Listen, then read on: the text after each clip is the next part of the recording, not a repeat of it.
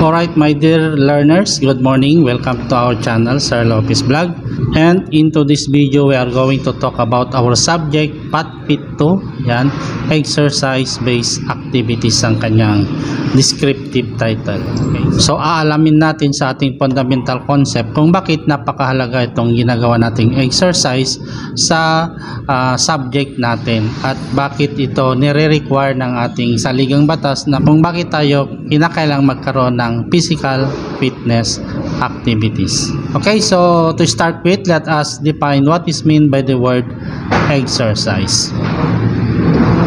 Exercise is a subcategory of physical activity that is planned, structured, repetitive, and forceful in the sense that the improvement or maintenance of one or more components of physical fitness is the objective. Alright, so let us take into consideration that when we say exercise, we are talking about the repetitive. Okay, paulit-ulit natin itong gagawin. Plano yan, anong oras natin dapat isagawa ito, okay, anong araw, kung hindi naman natin kaya itong araw-araw, okay, how many days for a week. Kailangan may plano rin na kailangan magkakaroon din tayo ng plano kung binabalak natin na magkaroon ng exercise activities. Structured, okay? Structured, alam natin kung ano yung mga bagay na kailangan nating i-consider. Ayan, so ang ultimate purpose ng ating exercise ay magkaroon tayo ng improvement or maintenance of one of the components of our physical fitness. Yan. So our definition is in relation to the definition made by the World Health Organization. Alright, so meron tayong dalawang klase ng exercises. Una dito yung aerobic exercises at yung pangalawa ay yung tinatawag nating non-aerobic exercises. Ano nga ba itong aerobic exercises? Aerobic exercises. These exercises help burn fat with the help of oxygen and carbohydrates to provide your body a steady supply of energy. These exercises are low intensity and longer duration workout. So aerobic exercises is longer in duration. Ayan, so the ultimate purpose of aerobic exercise is to burn parts of our body, and so with the help of oxygen and carbohydrates, it provides steady energy to our body. So sa mga medyo may katabaan, maganda itong aerobic exercise to lower the parts of our body and to maintain our energy.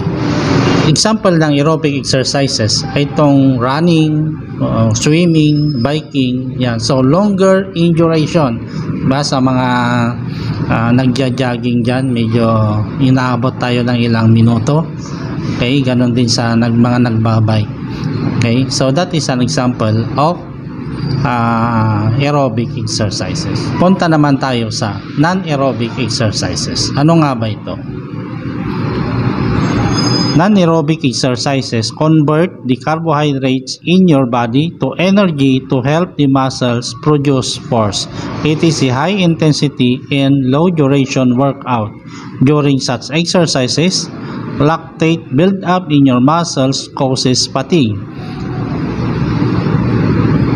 It is considered also as exercise very high intensity or at your maximum level of exertion. Ayan, so kumpara sa aerobic exercises, itong non-aerobic exercises is shorter in duration, but it is considered as high intensity as compared to aerobic exercises. Ang ultimate purpose ng non-aerobic exercises is to help our muscles to produce energy. Ang example natin sa non-aerobic exercises ay ito yung mga ginagawa natin sa gym, okay, sa mga fitness gym. Okay, so paggamit ng mga lifting equipment sa mga fitness gyms, okay, so yung weightlifting equipments. Okay, take note to different kinds of exercises, aerobics and non-aerobics. So in relation to these exercises as our physical activity, let us know what is all about physical activity. A physical activity, according to the World Health Organization, is defined as any bodily movement produced by skeletal muscles that requires energy expenditure. Okay.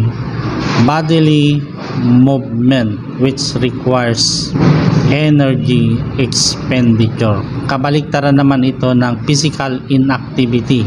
Okay? Ano nga ba itong physical inactivity according to the World Health Organization? A physical inactivity, also termed as lack of physical activity, has been identified as the fourth leading risk factor for global mortality. 6% of deaths globally.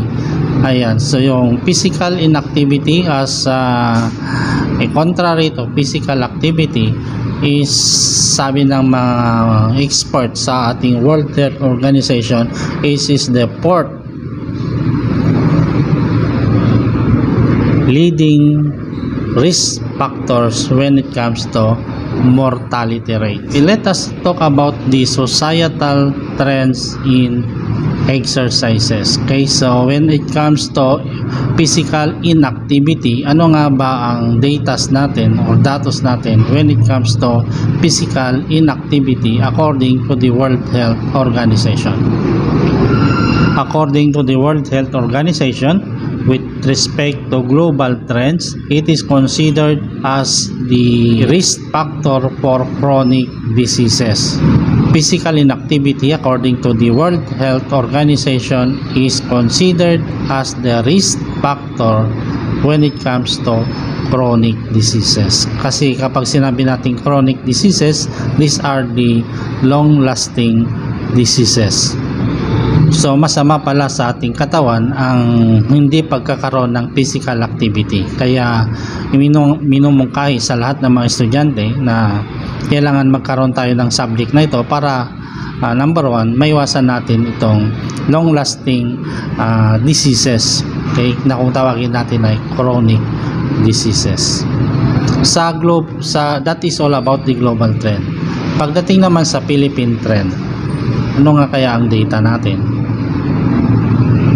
The 7th National Nutrition Survey that was in 2008 revealed that only 7.3% of Filipinos engaged in leisure-related physical activity. Only 10.9% of men exercises every day or 4 to 5 times a week for 30 to 45 minutes per session, while for women, smaller at 4.3%. Okay, take note, napakababa ng percentage ng ating mga kababayan na magkaroon ng ganitong klase ng physical activity. So according to the survey, only 7.3% of our constituents engage in physical activity. So imagine kung meron tayong 120 million population, ilan kaya rito ang nagkakaroon ng physical fitness activities or physical activity? Okay, yung 7.3 umaabot lamang ito ng about an estimated of 8,760,000. So napakababa. So 120 million pero yung nagkakaroon ng physical fitness activities sa ating mga kababayan ay only 8,760,000 approximately. Kaya hindi na nakapagtataka siguro kung bakit marami ang namamatay sa mga chronic diseases dahil sa hindi tayo usually engaged in physical activities. Ang worst pa rito ay mas mababa pa rito ang bilang when it comes to women as compared to men. Okay, sa mga babae is only approximate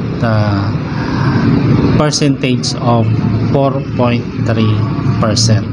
Okay, so hanggang dito na lamang ang ating talakayan at sa mga susunod na pagkakataon ay bibigyang pansin naman natin yung iba't ibang klase ng physical activities at yon ang ating gagawin. Okay, so happy nice day. See you next meeting.